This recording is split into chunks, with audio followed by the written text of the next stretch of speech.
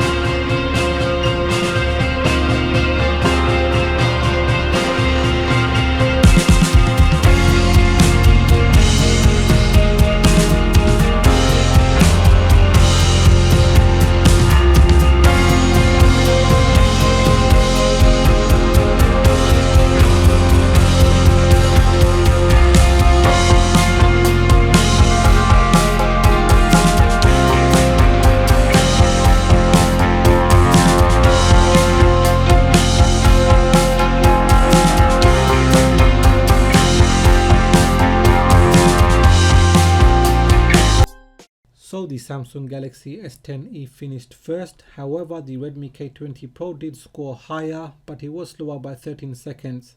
Now, in the breakdown of the categories, the Redmi K20 Pro scored the highest on every single category. So that wraps up for this Antutu benchmark comparison. What did you think? Do let me know in the comment section. Now, if you have enjoyed this video, give it a thumbs up.